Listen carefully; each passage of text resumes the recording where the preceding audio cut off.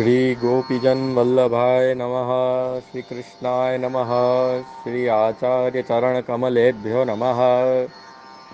अब इस ऑडियो में आपको कल हमारे घर के उत्सव है, इसलिए कल से जो श्लोक की शिक्षा यहाँ पाठ की प्रारंभ होगी, उस श्लोक को किस तरह आप ऑडियो को उपयोग कर सकें, उसकी विधि अब आपको यहाँ इस अंतिम ऑडियो में बताई जा रही है। इसलिए कृपया इसे खास आप सुने, अन्यथा आप कल से प्रारंभ होने वाले पाठ के ऑडियो को अपने जीवन में सुनकर भी उसका फॉर्मेट अगर आप नहीं समझेंगे तो आप उच्चारण को सही तरह से सीखकर बोल नहीं पाएंगे। सर्वप्रथम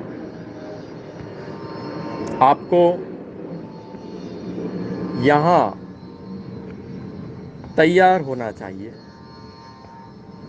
आप अपने मन को सर्वप्रथम अन्य काम से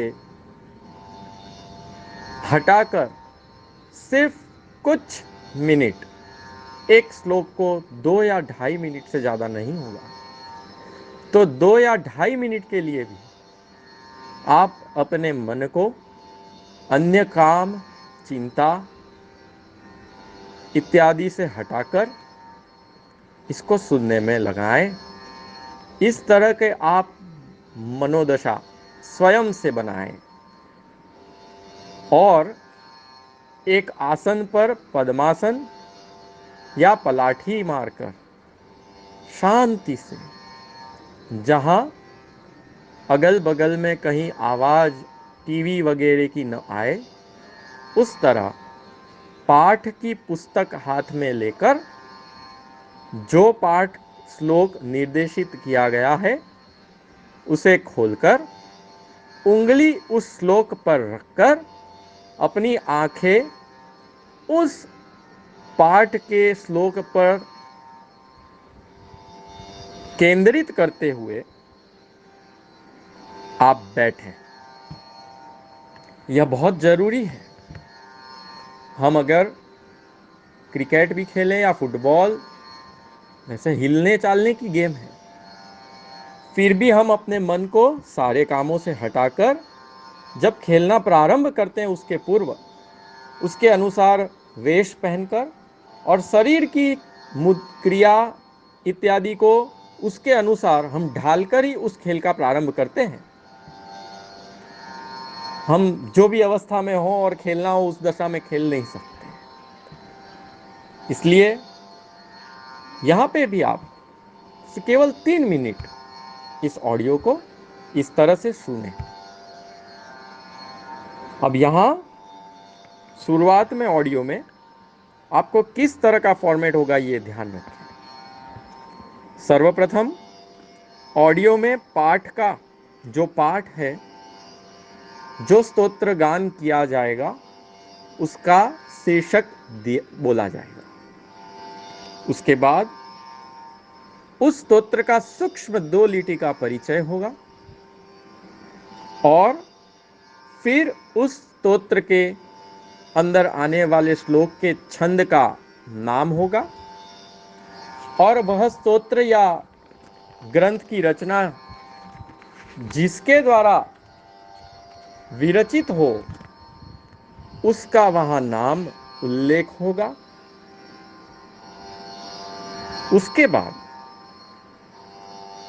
आप इस तरह से बैठे हैं ये मान लिया जाएगा और वो प्रारंभ कर दिया जाएगा। उसके बाद प्रथम बार में श्लोक को जैसे सामान्य तौर पर जो पाणिनि जी ने 6 गुण बताए हैं उस प्रकार से सामान्य गति से शुद्धता पूर्वक अक्षर की शुद्धता, मधुरता, लय, धैर्य और पदच्छेद छंद करते हुए उच्चारित किया जाएगा।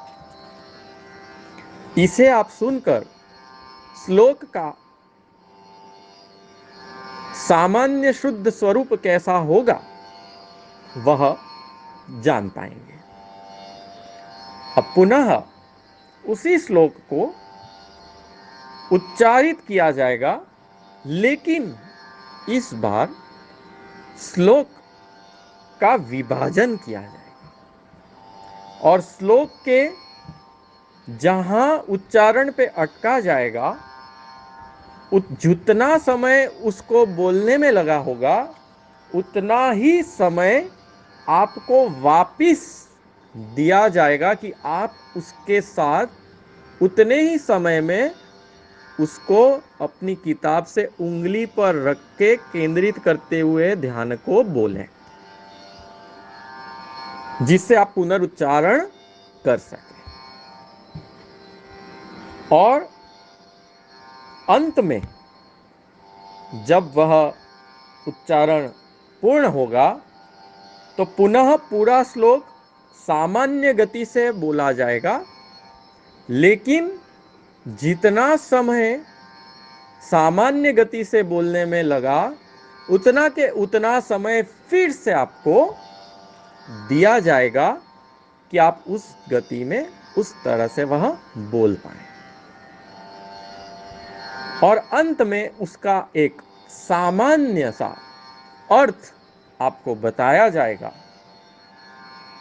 सूक्ष्मता से, कि जिससे आप वह 6 गुणों में जो पाठक के हैं एक अक्षर भी अगर सही हो, तो यहां तो पूरा श्लोक की बात है, आपको वह फल प्राप्त हो।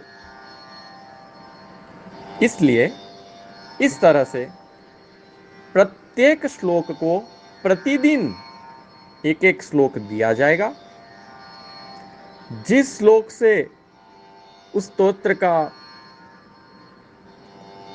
अंत होगा उसके बाद पूरे स्तोत्र को उच्चारण करके भेजा जाएगा और वह श्लोक प्रति श्लोक आपको बीच बीच में समय उतना ही दिया जाएगा जिससे आप प्रत्येक श्लोक उतने ही समय में बोलकर पूरा पाठ कर सकें। इस तरह आप नित्य श्लोक के प्रति जागृत होकर पाठ के प्रति सही उच्चारण करने लगेंगे।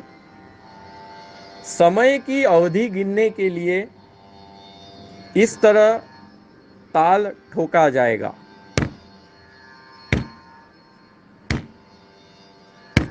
जैसे चिंता संता न हंतारो,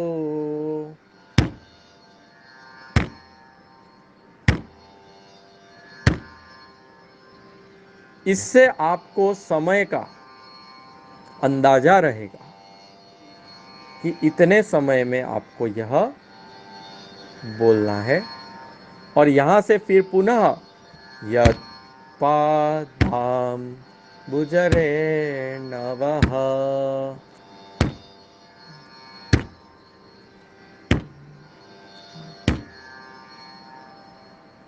तो आप आसानी से अक्षरों पर ध्यान देते हुए, लय पर ध्यान देते हुए, छंद पर ध्यान देते हुए, अर्थ पर ध्यान देते हुए, बिना हिले आप केवल 2-3 मिनट में आप इसको सीख सकते हैं।